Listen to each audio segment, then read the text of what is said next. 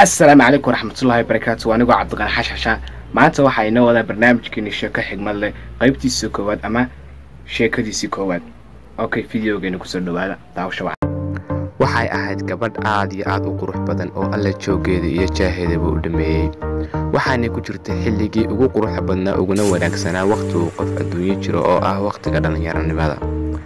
waxa ka awood weynaatay hawadii shabaabnimo oo may ahayn qof xagga cibaadada ku wanaagsan xiriirka allana may ahayn qof xoojiya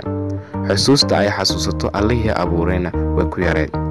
intaas waxa uu dheeraa hablabiskeeda oo ahaa mid aan wanaagsanin oo jirkeeda qayb ka mid ah waxa laga dhex arki jiray dharka ay xidhato jaamacadda marka ay tagayso waxay u sii labisan jirtay sidii ay aroos tagayso wiilasha ay isku fasalka yihiin iyo dhammaan dadka kale ee indhaha ku dhufta waxay isugu jireen kuwo hoosta ka nacdala iyo kuwo ku raaxaysta jidhka ay cidlada ka heleen indhahooguna ugu raaxeeya iyadu waxay ahayd qof garanaysa waxaan ay samaynayso inuu dambi yahay haddana waxa ka awood badatay shaydaankii iyo hawadii shabaabnimo oo waxyaabo istareex ku ahayd ragga ku mashquulaya jirkeeda ayaaba istareex ku ahayd iyada oo isku qancinaysa inay ku soo jiidan karto habdhaqanka ninka ay oorida u noqon lahayd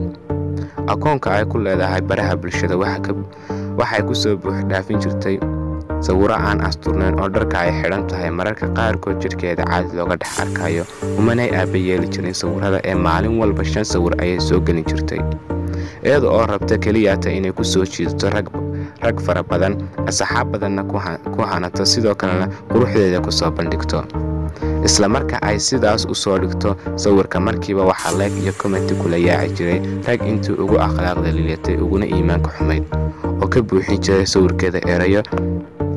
inanta erayo ku sii dhiirigelinaya xumaanta oo ay ka mid yihiin maasha Allah oo qurux badan tahay quruxley xageed ku nooshahay iyo waan ka helay ee numbarkaaga isii hadalaas oo qalbigeeda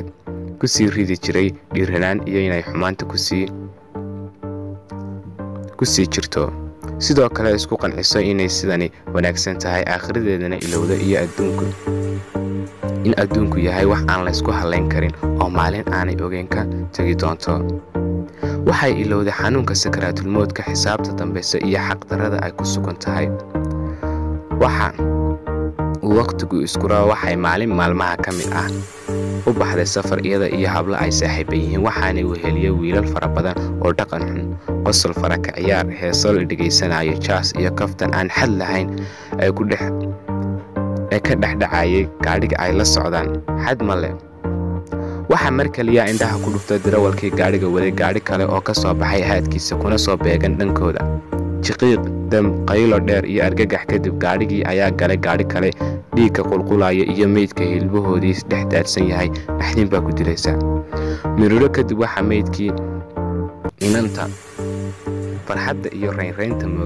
mooganaanta ah ku jirtay hilbaheedii waxaa loo soo qaaday xaggaas iyo dhakhtarkii ugu dhawaa ee magaalada isla saacado kadibna hooygeedii xaq ahaa ayaa la geeyey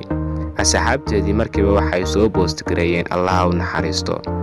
maanta laga bilaabo xisaab ayaa u bilaamatay qof walba oo booqda bogga ay ku leedahay baraha bulshada wuxuu arkaa sawiradii oo aanay indhuhu ku siin karin qaar ka mid ah asxaabteedu waxaabay soo sheergareeyeen sawiradii oo ay dadka la wadaagaan iyagoo leh u duceeya maanta wax walba way joogsadeen sawiradii iyo hadaladii aan macnaha lahayn ee ay soo qori jirtay iminka xisaab ayaa u bilaamaysa meeyo sawiradii qabanaa way ka hadheen oo weli waxay ku jiraan akoonkeedii qofkii booqdana indhuhu ku dhufanaya qalbi xanuun iyo dambi badana okay maanta videogeena halkan ay ku dhameystiraya ama sheekadina halkan ay ku dhameystirantay fadlan dad videogeena ka heshay like share comment inta wajibnaad haanisi saad ula socoto videoda cusub aan soo gelinayna fadlan subscribe si aniga igu noqoto dhiirigelin wassalamu calaykum waraxmatullaahi wabarakaatuh